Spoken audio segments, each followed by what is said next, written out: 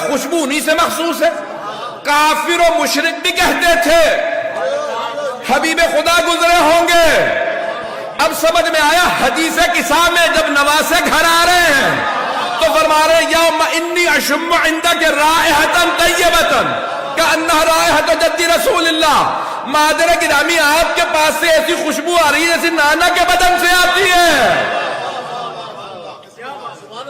خاص خوشبو تھی رسول خدا کی. کوئی کہیں سے بھی 1 سے 2 دن تک خوشبو بتاتی تھی. پریشان ہو رہے ہیں ابھی تو میں نے 2-3 میں 24 معجزات ہیں. 24 معجزات جسد مطہر. وہ تو کہہ رہے سارے سناؤ, وقت ہی نہیں ہے کہ سارے سنا سکیں. تو اب یہ 3 میں نے معجزات پیش کیے ابھی تک. سواری, قد, خوشبو. ایسی خوشبو آتی تھی, یہ ائمہ علیہ السلام کے بدن سے بھی خوشبو آتی تھی. توجہ, چوتھا معجزہ کا بی بی سب کے اتنا سفر تھا, سب کے بال بڑھتے تھے, داڑیاں بڑھتی تھیں, ناخن بڑھتے تھے. ان کے خالق کو منظور نہیں کہ بال کاٹ کے پھینکے جائیں, لوگوں کے پاؤں آئیں. حجت الوداع کے موقع پہ رسول خدا نے کہا حج ہے, میرے سر کے بال مونڈو. صحابہ نے, پیغمبر اسلام کے سب نے آپس میں منہ مبارک تقسیم کر لیے. پیغمبر کے بالوں کو کہا منہ مبارک. توجہ, صحابہ نے آپس میں بانٹ لیے, کہا ہاتھوں میں رکھ کے دعا مانگو گے قبول ہوگی. آج تک باقی ہیں, قبروں میں بال تک گل جاتے ہیں.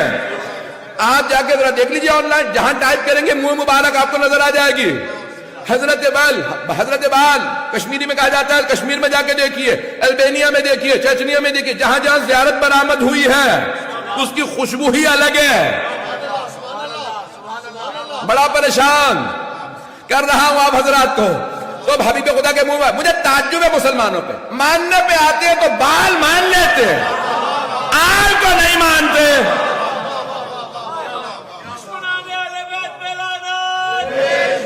چلتے رہیے گا.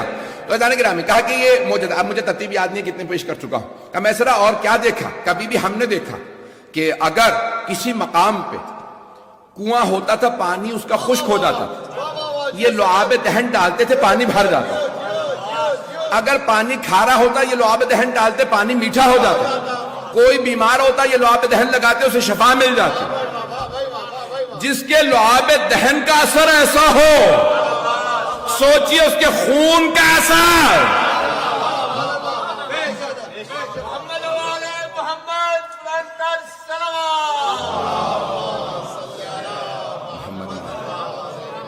پانچ معجزات ہوئے ہیں ابھی, 20 باقی ہیں, 19 باقی ہیں. کہا اور میں سرا کیا دیکھا, کبھی بھی ہم نے دیکھا ان کی پیشانی سے خاص نور نکلتا رہا, اور ان کی پشت پہ ایک مہر ہے اس سے بھی نور نکلتا ہے.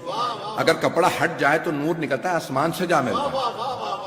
یہاں تک کہ سرور کائنات نے فرمایا حجت الوداع کے موقع آپ نے کہا کہ اگر میں نے کبھی کسی پہ ظلم کیا تو آج بدلہ لے.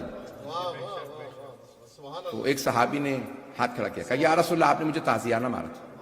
کہا مجھے یاد نہیں, میں نے کبھی جانور کو بھی تعزیانہ مارا. کہا نہیں آپ نے تعزیانہ مارا تھا. کہا ٹھیک ہے, آپ نے ایک صحابی سے کیسے تعزیانہ دو. اسے کہا یا رسول اللہ جب آپ نے تعزیانہ مارا نا تو میری پشت برہنہ تھی, میری پشت پہ کپڑا نہیں تھا.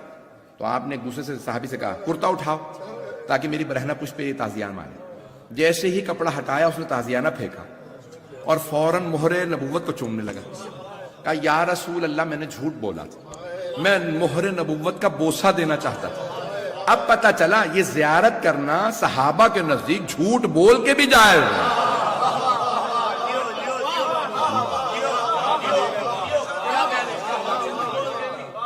اگر بات پہنچ رہی میں تیزی سے آگے بڑھوں گا. کہا کہ اور کیا دیکھا, کہا بی بی اگر ان کے ہاتھ سے ان کے بدن سے پانی مس ہو جائے تو وہ تبرک بن جاتا. یہاں تک ملتا ہے کہا کہ اگر کسی بیمار کو پلا دے شفا مل جاتی ہے. صحابہ پیغمبر کے بدن کا وضو گرنے نہیں دیتے تھے, ظرف میں لے جاتے تھے, تبرکان بیماروں کو پلاتے تھے. تبرک کے منکروں کو بتا دیجئے صحابہ تبرک کو مانتے تھے. چلتے رہیے, بات پہنچ رہی ہے جانے کے رام. 7 یا 8 ہو گئے مجھے نہیں معلوم. کہا کہ بی بی میں سرا اور کیا دیکھا, کہا بی بی ہم نے یہ دیکھا کہ کئی مرتبہ یہ کچے پہ ریت پہ مٹی پہ قدم رکھ کے چلتے ہیں, نشان نہیں بنتے. اور کئی مرتبہ چٹانوں پہ قدم رکھتے نشان بنتے جاتے. اب سمجھ میں آیا یہ قدم گاہ کے نشان کیسے ہیں؟ کہ یہ جہاں پہ چاہتے ہیں. ہم نے پوچھا کیا بات ہے، مٹی پہ لگ رہا ہے کہ آپ چل ہی نہیں رہے، نشان ہی نہیں بن رہے، اور چٹانوں پہ نشان بنتے جاتے ہیں کئی مرتبہ. کہا میں جہاں چاہتا ہوں میرا نقش باقی رہتا. جسے نقش پا پہ پورا اختیار ہو، کیا دلوں پہ اختیار نہیں ہوگا؟ بس بھئی 2-4 اور موضوع سن لیجیے، مجھ میں طاقت نہیں. میسرا اور کیا دیکھا؟ کبھی بھی ہم نے دیکھا جب سارا مجمع سو رہا ہوتا تھا خیمے میں تو سب کے سب دیکھ کے بتا دیتے یہ محمد سو رہا ہے. میسرا کیسے پتا چلتا تھا؟ کہا بی بی یہ پورا بدن ڈھانپ کے سوتے ہیں، کروٹ نہیں لیتے. پیغمبر کروٹ نہیں لیتے تھے، بالکل سیدھے سوتے تھے. کہا پورا بدن ڈھانپتے ہیں، کالے رنگ کی چادر اوڑھتے ہیں، لیکن پھر بھی ہمیں پتا چل جاتا تھا یہ ہیں. کیسے؟ کہا بی بی ان کے بدن سے نور چھن چھن کے نکلتا، بدن سے نور چھن چھن کے نکلتا. نور سے پتا چلتا تھا یہ محمد مصطفیٰ ہے صلی اللہ علیہ وسلم. عزیزان گرامی، اب اگر پیغمبر کو شب ہجرت کسی کو اپنے بستر پہ سلانا ہو تو ایسے کو تلاش کریں گے جس کے بدن سے ویسا ہی نور نکلتا ہو.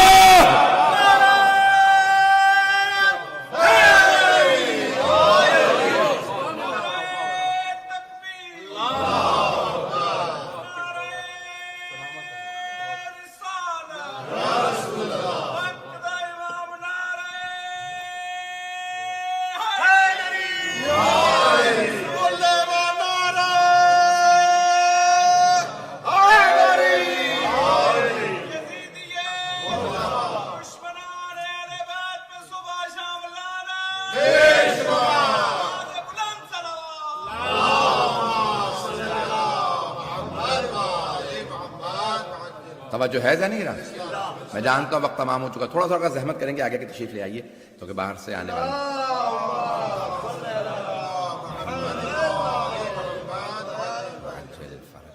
کیونکہ جگہ نہیں رہی، جو باہر سے آ رہے ہیں ان کے لیے تھوڑا سا مسئلہ ہے.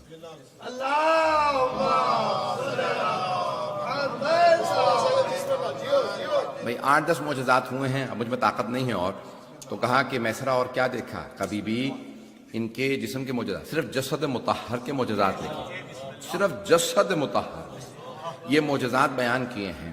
کہا کہ بی بی رسول خدا کے اگر ہاتھوں پہ سنگریزے رکھ دیے جاتے ہیں تو وہ تسبیح کرنے لگتے ہیں. پتھروں کو رکھو نا تو وہ تسبیح کرتے ہیں. Pebbles, if he picks up, they start to read تسبیح. تو فوراً پیبلز کیا کہتے ہیں؟ سبحان اللہ، الحمدللہ، لا الہ الا اللہ، اللہ اکبر. کچھ دیر کے لیے سنگریزے اٹھائیں تو وہ تسبیح کریں. اور وہ جو آل آغوش میں پلی ہے، سنگریزے ہاتھ میں رہیں تو مسلمان مان لیتے ہیں، پتہ نہیں لوگ ہیں یا نہیں. وہ جو آل آغوش ہی میں پلی ہے، جن کو پالا ہے آغوش کے اندر. عزیزان گرامی، کہا کہ یہ ان کے ہاتھوں کے، ان کے جسد مطہر کے معجزات ہیں. کہا کہ ان کی بڑے سے بڑا قوت و طاقت والا آدمی آ جائے، ان کی طاقت کا مقابلہ نہیں کر سکتا. یہ رسول خدا کی کہ جناب امیر نے نحو البلاغہ میں فرمایا کہ جب صحابہ گھمسان کا رن پڑتا تھا، جب بھاگتے تھے تو پیغمبر کی پشت پہ پناہ لیتے تھے. رسول خدا کی پشت پہ کھڑے ہوتے تھے، وہاں پناہ لیتے تھے. رسول خدا جب کھڑے ہو جاتے تھے تو بڑے سے بڑے دشمن میں طاقت نہیں ہوتی تھی کہ وہ رسول خدا سے لڑ سکے. لیکن آپ لڑتے نہیں تھے، بس صرف اور صرف حنین کی جنگ میں آپ نے تلوار کھینچی اور مقابلہ کیا، کیونکہ جان کا بچانا واجب ہے. اور وہاں قتل کا منصوبہ تھا، دونوں طرف سے گھاٹی تھی، سب بھاگنے لگے تھے. تو پیغمبر اسلام نے ایک مرتبہ تلوار کھینچی اور زندگی میں پہلی مرتبہ مقابلہ کیا. جب آپ نے مقابلہ شروع کیا، تلوار چلائی تو سب بھاگنے لگے. آپ نے کہا بھاگنے دو. تو جناب امیر سے کہا کسی نے کہ رسول خدا تلوار کیوں نہیں چلاتے تھے؟ کہا وہ رحمت للعالمین تھے. وما ارسلناک الا رحمت للعالمین. اللہ نے قرآن میں کہا ہم نے آپ کو رحمت بنا کے بھیجا. کہ رحمت کا تقاضا یہ ہے کہ تلوار نہ چلے. کہ پھر آپ تلوار کیوں چلاتے تھے؟ کہ وہ رحمت الہی تھے، میں جلال الہی.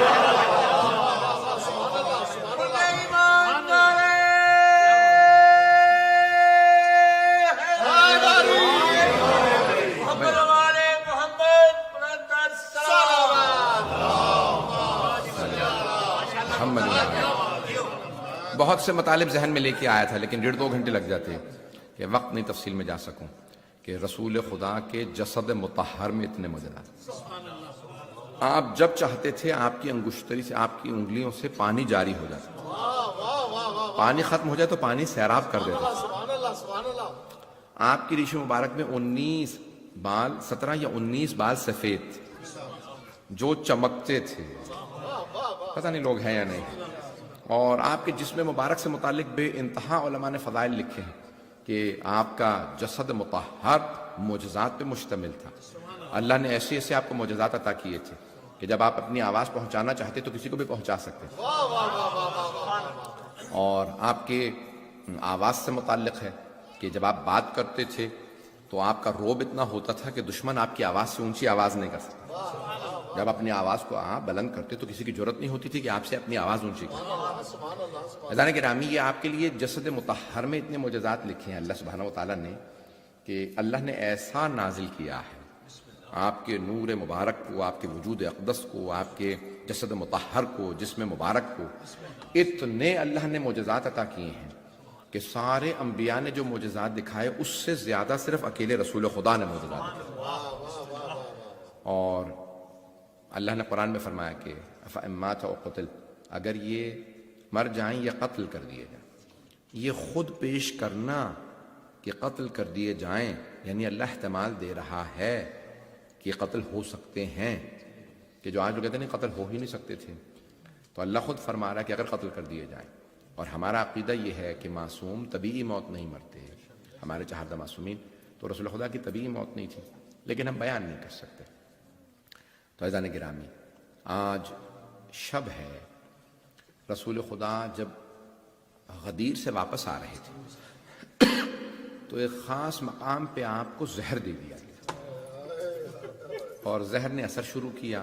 سلو پوائزن جیسے ہوتا ہے کہ آپ نے جب لقمہ اٹھایا. آج رسول خدا کے مصائب ہیں، اس لیے کوئی بخل نہ کرے.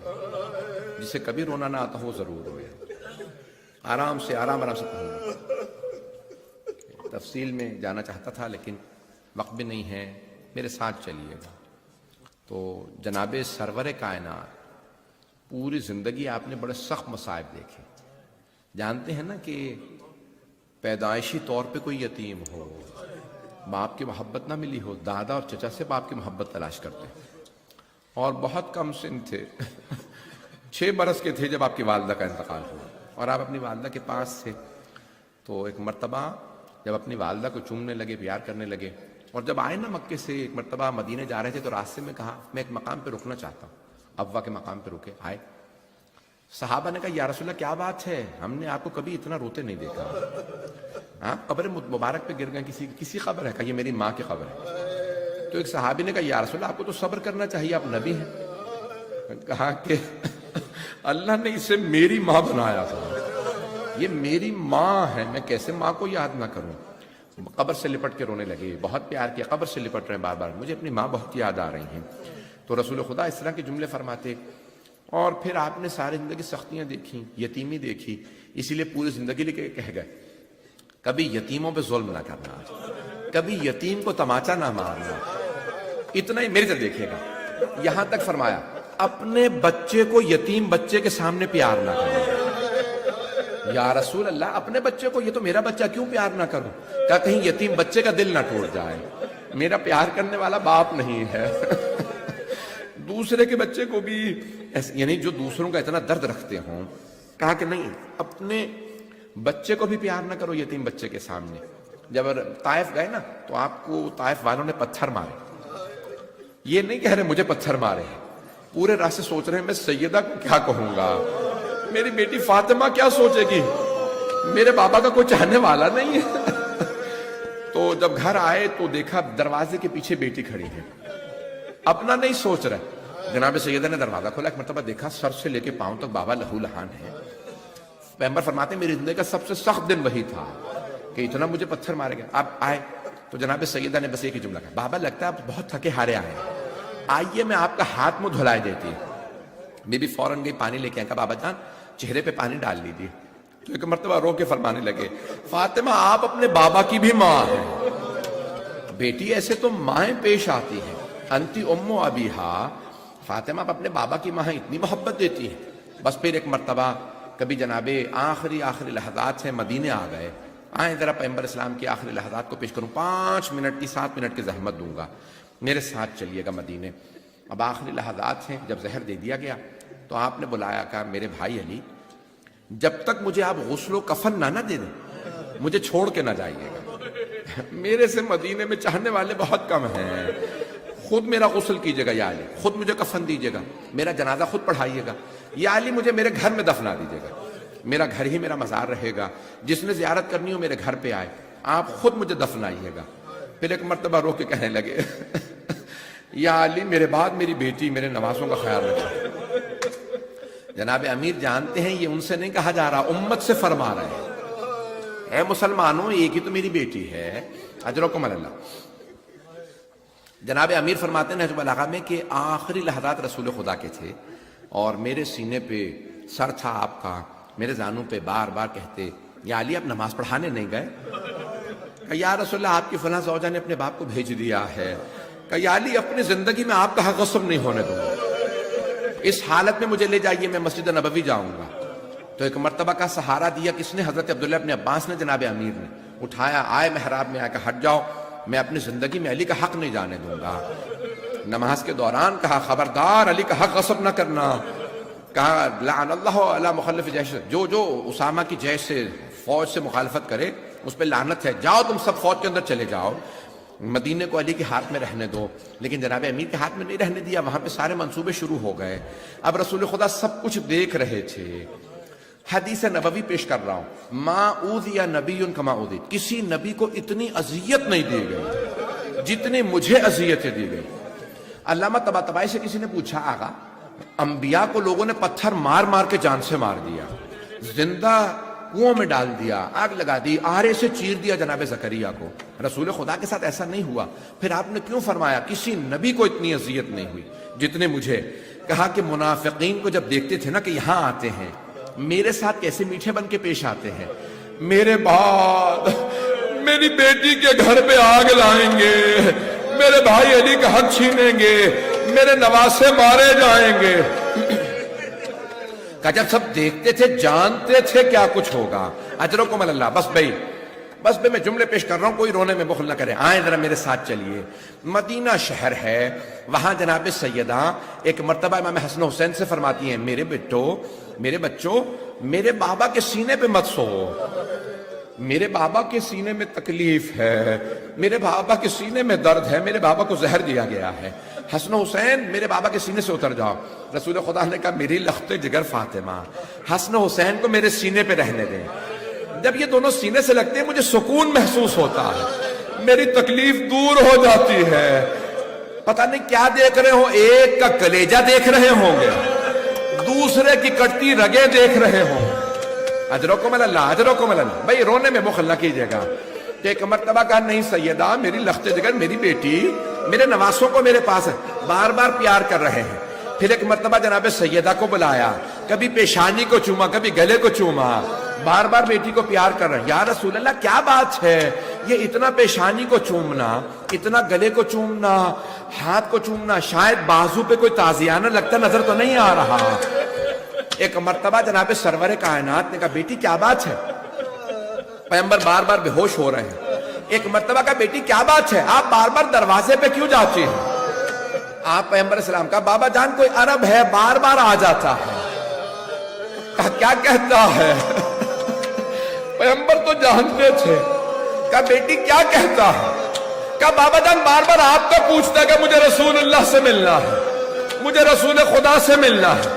کہا بیٹی کون ہے؟ کہا بابا میں چہرہ نہیں دیکھا کرتی، میں نے چہرہ نہیں دیکھا، دروازے کے پیچھے عرب لباس میں ہے، کوئی عرب ہے۔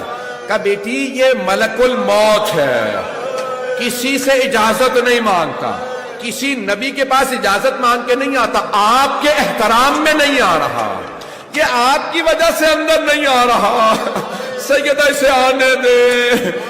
میں کہوں گا او مسلمانوں، اس در پہ ملک الموت بھی بغیر اجازت کے نہیں آتے، اور مسلمانوں سیدہ کے دروازے پہ آگ نہ لگانا۔ اجرکم اللہ، اجرکم اللہ، اجرکم اللہ۔ سنیں گے بھی 2-4 منٹ؟ बर्दाश्त कर पाएंगे? कोई रोने में बुखल न करे। आज जनाब सैयदा को पुरसा देना, उनके बाबा का, बीबी आज आप यतीम हो रही हैं, लेकिन बीबी से कहें बीबी जब आप यतीम हुई किसी ने ताजियाने तो नहीं मारे? बीबी जरा करबला में आके देखे, आपकी एक छोटी सी पोती है, उसे बड़े तमाचे लगे। अजरकुम अल्लाह, अजरकुम अल्लाह। बस भाई आखिरी लहजा जनाब अमीर अलैहिस्सलाम रोने लगे, कहा रसूल खुदा हमें दार मुफारकत में छोड़ गए। सारे सहाबा रोने लगे। एक ने कहा कि जो मोहम्मद की इबादत करता था वो रोता रहे, जो मोहम्मद की इबादत नहीं करता था रोना बंद कर दे। जनाब अमीर ने कहा सब चले जाओ, मैं खुद सब कुछ कर लूंगा। जनाब अमीर ने गुस्ल दिया, कफन दिया। मैं कहूंगा मौला या रसूल अल्लाह, आपका गुस्ल हुआ, आपका कफन अमीर ने किया, जरा करबला में आके देखे 3 दिन लाशें पड़े रहे। अजरकुम अल्लाह। जनाब अमीर ने ऐलान कर दिया जो जो आएगा, जमात नहीं होगी, पैगंबर खुद मौजूद हैं जनाजे में। जनाब अमीर ने एक एक मरतबा सबसे कहा कि चंद अफराद जो भी आए हैं आते रहे, जनाजा पढ़ के घर के अंदर जाते रहे। यहीं पे खुद ही कब्र को तैयार किया, कब्र मुतहर के अंदर उतारा। जनाब सैयदा बैठ गई, कहा मुझे मेरे बाबा का पुरसा दो। लेकिन एक मरतबा कुछ सकीफा में चले गए, जनाब सैयदा उजड़ गई, यतीम हो गई, लेकिन कुछ ने पुरसा नहीं दिया। न बीवियां घर आके पुरसा दे रही है, न मजलिसें बर्पा हो रही है। बीबी को बड़ा सदमा था, लोग मजलिस करते, लोग मेरे बाबा का पुरसा देते। हर बेटी को होता है कि मेरे घर पे जो बीबी आए सर पे हाथ रख के कहे आप यतीम हो गई, गले लगे, पाँव को हाथ लगाए। लेकिन हाय जनाब सैयदा, लोग जनाजा छोड़ के चले गए। मैं कहूंगा बीबी, लेकिन फिर भी रसूल खुदा